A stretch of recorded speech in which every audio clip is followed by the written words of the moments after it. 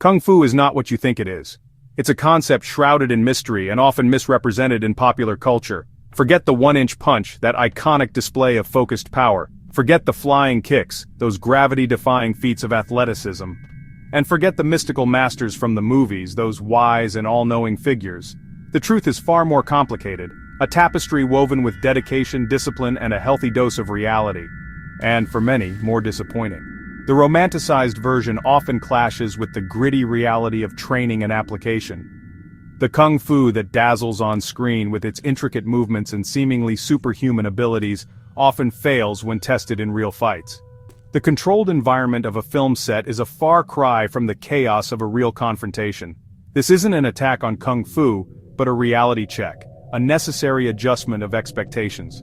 What we see in pop culture, the exaggerated feats and dramatic narratives, from Shaw Brothers classics, with their high-flying action to IP Man, the stoic grandmaster, are choreographed performances, not real combat.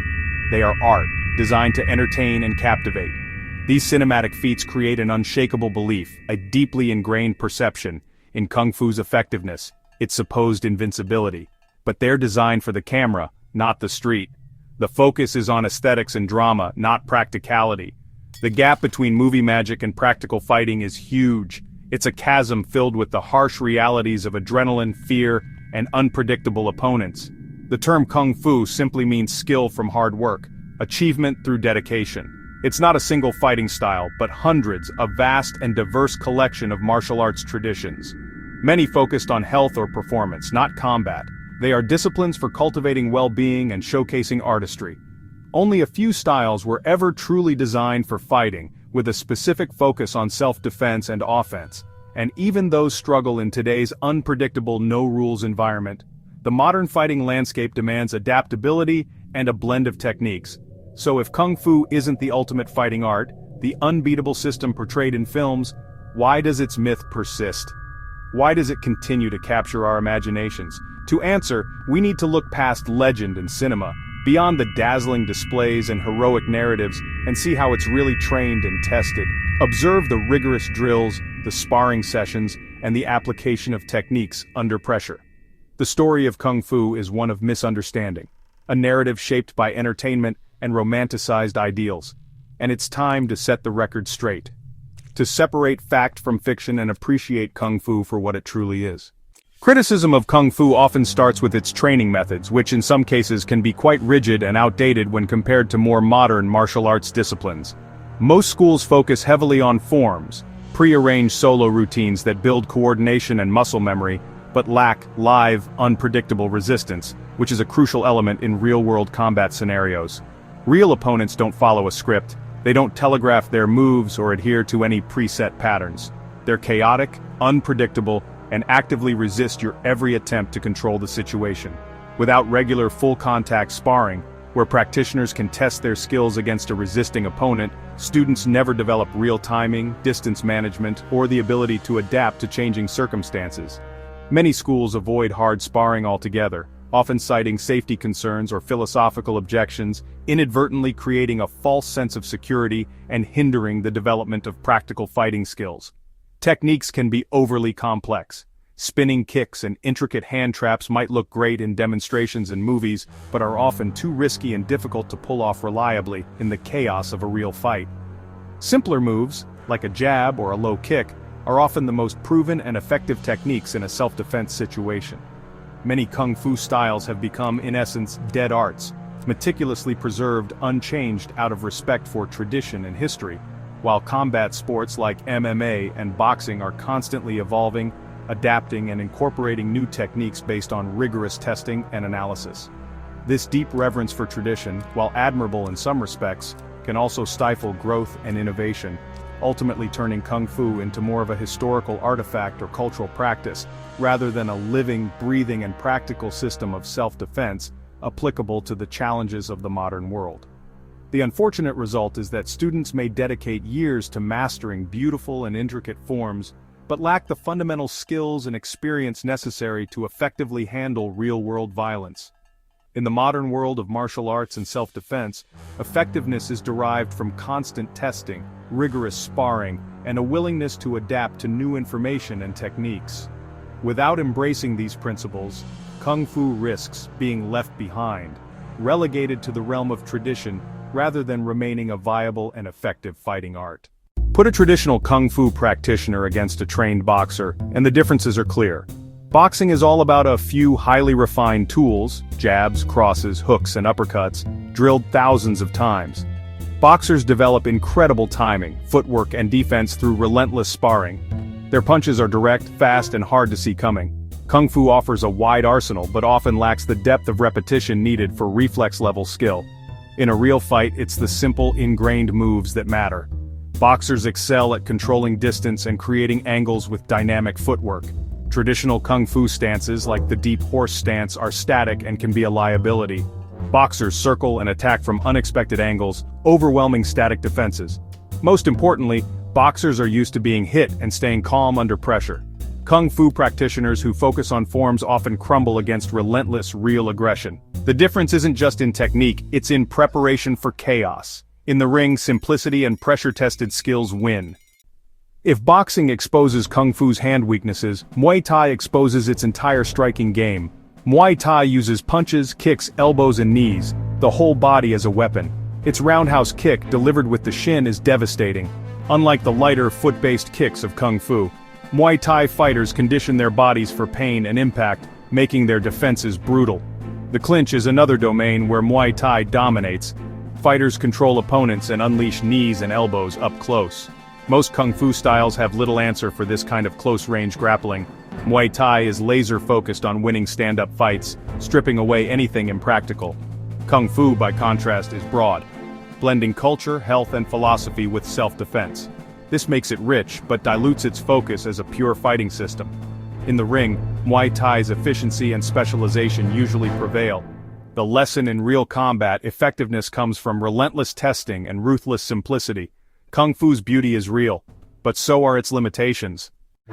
The rise of the UFC, a proving ground for martial arts.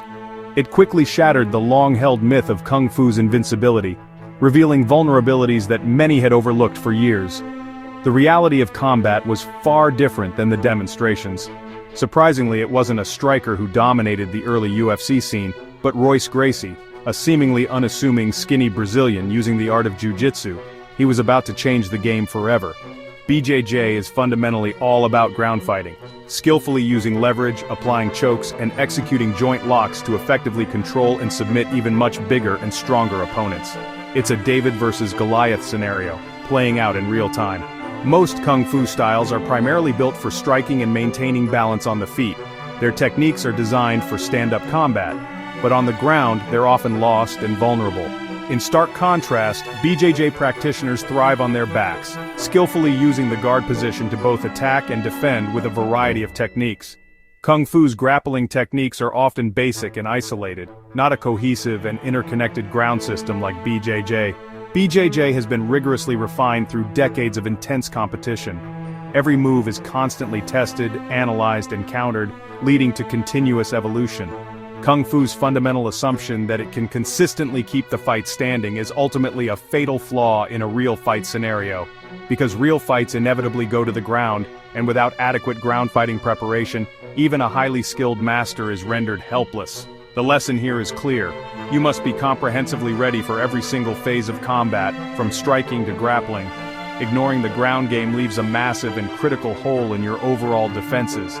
In the unforgiving environment of the cage, BJJ's constantly living and evolving system ruthlessly exposes Kung Fu's biggest and most critical weakness. Adapt to the realities of combat, or be inevitably left behind. Movies and TV have shaped the world's view of Kung Fu more than reality ever could. Bruce Lee's films made him a superhero, and Kung Fu the ultimate solution to any problem. But these fights are choreographed, edited, and designed for spectacle, not real combat. On screen, heroes fight one enemy at a time. In real life, chaos reigns and attackers swarm. The Ip Man movies are a modern example, turning a real master into an unstoppable legend. These stories fuel a feedback loop. Students seek out Kung Fu expecting movie magic, and some instructors teach to those expectations. The result? Many learn flashy moves but not the basics of real fighting. The silver screen sells a fantasy the street will never honor. This myth creates generations of martial artists unprepared for real violence. The truth is less glamorous, but far more important. Kung Fu's cinematic image is powerful, but it's not reality. Believing otherwise can be dangerous. The MMA cage is the ultimate test, and it's been brutal for traditional Kung Fu. Early UFC events saw Kung Fu experts quickly dismantled by fighters with boxing, wrestling, Muay Thai, or BJJ backgrounds. Xu Xiaodong's viral fights against fake Kung Fu masters in China exposed the gap even further. Most matches ended in seconds. The only Kung Fu-based fighters to succeed come from Sanshou, a style focused on full-contact sparring and practical techniques. Sanshou looks more like kickboxing than movie Kung Fu. The lesson: only what's tested in real, uncooperative environments survives. The ring doesn't care about tradition or beauty, only effectiveness. When mystical techniques fail against a simple jab cross, the illusion is shattered. For a martial art to be effective, it must be pressure-tested. History shows that most traditional Kung Fu styles fall short when put to the test. The truth hurts, but it's necessary for growth. Calling Kung Fu useless is as wrong as calling it invincible.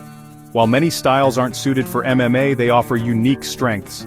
Forms build strength, flexibility, balance, and body awareness, skills valuable beyond fighting. Many styles, especially internal arts like Tai Chi, promote lifelong health, stress relief, and mobility. For millions, Kung Fu is about wellness, not combat. The art is also a gateway to Chinese culture, history, and philosophy.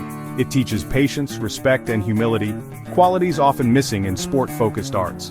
A good instructor can still teach practical self-defense, focusing on structure, leverage, and vital targets. Styles like Wing Chun can be effective in close-quarter self-defense if trained realistically.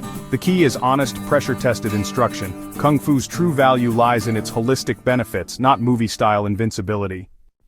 Today, Kung Fu stands at a crossroads caught between legend and reality.